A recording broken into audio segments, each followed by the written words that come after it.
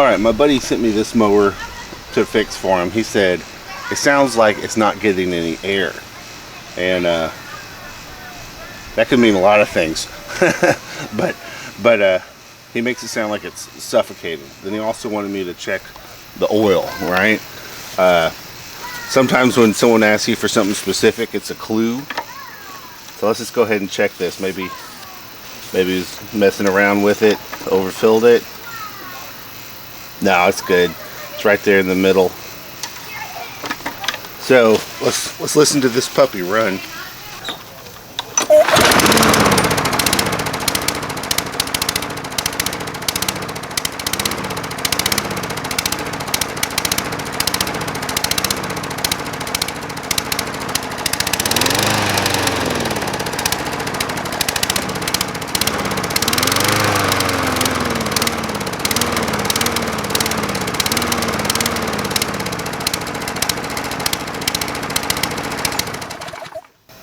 So to me, that sounds like it's not getting enough fuel. If it wasn't getting enough air, like the air filter was clogged, it'd probably be more likely to blow some black smoke because it was getting choked off and running too rich. That sounds like it's running super lean. Let's just take a peek. Alright, so I'm opening up the air filter. I've got an 8mm here. And yeah, the air filter's good. I think I replaced that for him a couple years ago along with the oil change. One recurring problem that I've had with this mower is it keeps getting water in the carburetor. Yeah, so the foam filter's good, paper filter's good. And after the second or third time I got the water out, I took his gas tank, his gas can at home, and I emptied it out and I refilled it with fresh stuff. You know, just to ensure that there wasn't water in there, right? So I kept getting water in it. So let's go ahead and take this whole carburetor off and see what's inside. So this is an old school Briggs and Stratton that has the actual metal carburetor on it. This isn't quite. Is this?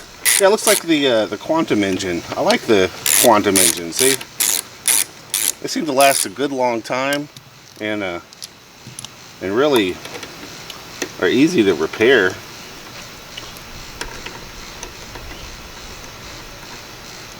Okay, so let's get the air cleaner off. Oh, one more.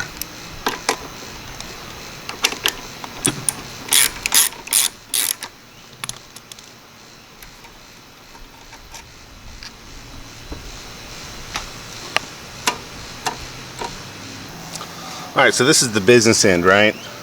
So this is the choke valve, okay, little butterfly valve. And so when the engine is off, it is choked. And then as soon as you start it, the air coming off of its fan, because it's an air-cooled engine, it pushes this little blade over, and then it opens the choke. And so what it's doing is as it idles down, it chokes, and then it opens back up, so it's like, you know, like it was running, right? So the choke is good because it's free, it's operating well, it's good to go. What I'm going to do is I'm going to turn off the fuel.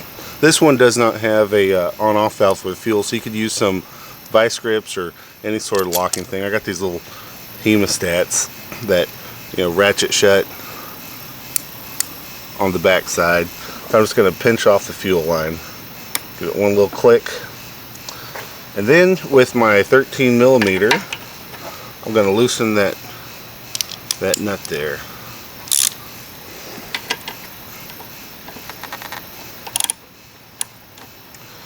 I'm going to try to collect the fluid. So I got a spaghetti sauce container, and just a little bit tall to fit under there. Oops. Get my socket. I try not to get too much on me, but it always happens. Then we'll collect what we can. I don't have to introduce too much contamination to it. The water sits on the bottom, so once we get the bowl off, if there's any water in the system, it should still be there. So let me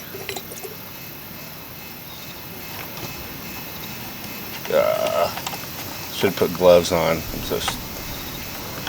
don't know why I keep doing this to myself. Okay, so I'm just taking the little plug out of the bottom of the carburetor bowl, and put the last little bit in there. So I'm looking down into the fluid. There's a little bit of grunge in there. Not too much. It's hard to tell if there's water in it like this, because there's always, you know, water sinks and the gas floats. But it looks, based off of how, man, I don't know if you can see that or not, but as you spin this around,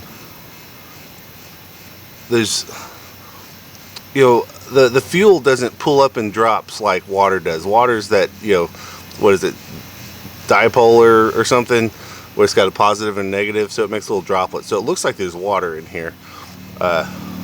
Easier way to tell is I just transfer this to the jar. Yeah, so I try to look through the fluid, and I'm gonna focus on this and see if there's anything on the bottom. This doesn't have any, I mean, it's got a little bit of water, just a drop or two, but it's not that bad. So I don't think that is its main issue. Probably there's a piece of crud inside of the jet. I'm gonna try to do a quick and dirty thing on this so I can just get this back to them. So I'm gonna get out my carb cleaner. Okay, so we're looking down the throttle body or whatever you want to call it. So what I'm gonna do is do you see that little tube right down in the center there, right there, that little brass looking thing? That is the top of the jet.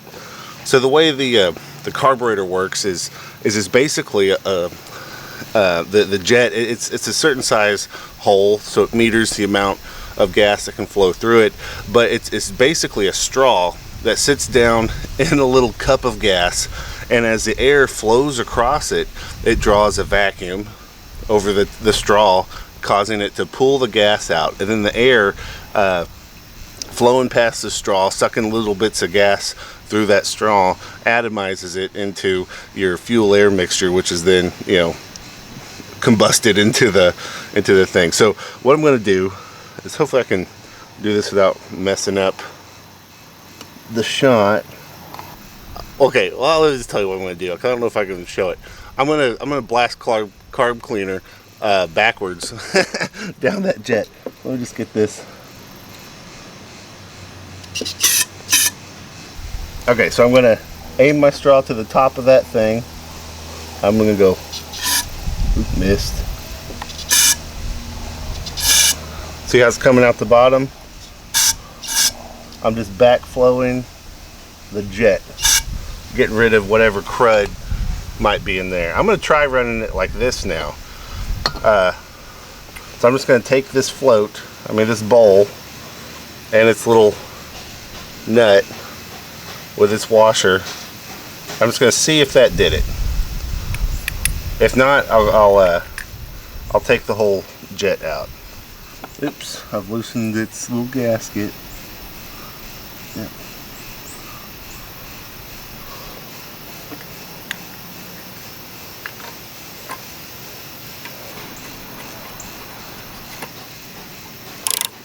Alright, not too tight there.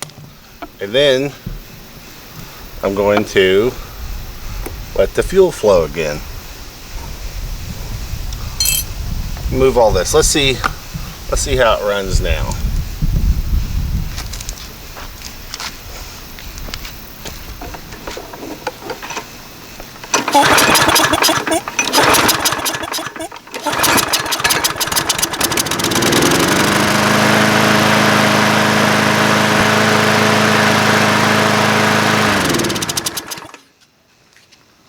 Alright, that's running pretty good. So I'm going to send it back to them this way. These are friends of mine, and they live just a few blocks away. So if this doesn't do it for them, I can do a more extensive cleaning of things without too much hassle. Hopefully they don't get I don't know. Hopefully they don't get into trouble too soon with this, but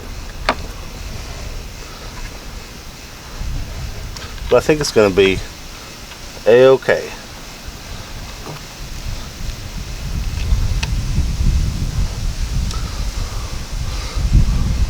So I'm a little bit unsure, you know, what it was, since I didn't lay my eyes on it, but there didn't appear to be too much water in the carburetor bowl.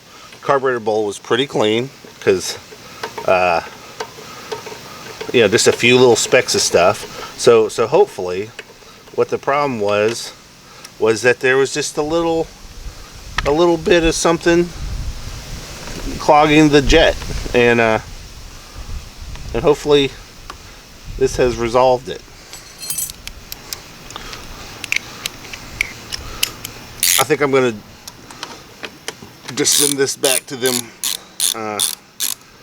as a favor versus a charge, because you know, the deal is I'm not really feeling up to a big digging through something, not finding it, not finding the problem sort of day, right? I want to move on to another project. So we're just going to assume I've done them right. I'm not going to charge them any money, just going to drop it off at their house again, and everything will be a-okay, hopefully.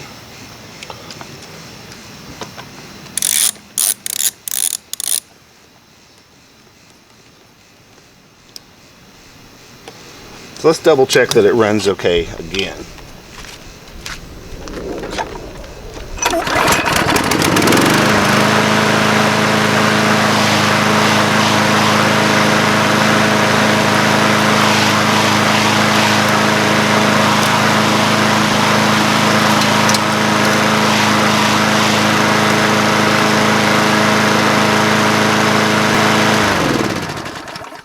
Yep. So the moral of this story is you need gas and air in the right combination to form a you know, your atomized gas and the air mixture, your air fuel mixture, whatever you want to call it, for it to run right. So this thing that sounded like it was starving, like maybe starving for air, it was actually starving for gas. So cool, that's nice. And I might top off that oil just a little bit. It's in between minimum and maximum. That'll just be a very small amount of oil. You don't want to overfill it. When you overfill these with oil, usually it'll smoke. You know, the oil level will rise to the point that it's sort of sitting inside the cylinder sleeve, or I think these are sleeved. Maybe these are just like coated aluminum, but whatever. They're inside the combustion chamber. It'll be sort of the piling up behind the piston, and the oil scrapers won't take all the oil away, and it'll start smoking like crazy, burning oil. So cool. Oh yeah, I hope that was useful, y'all. See you next time.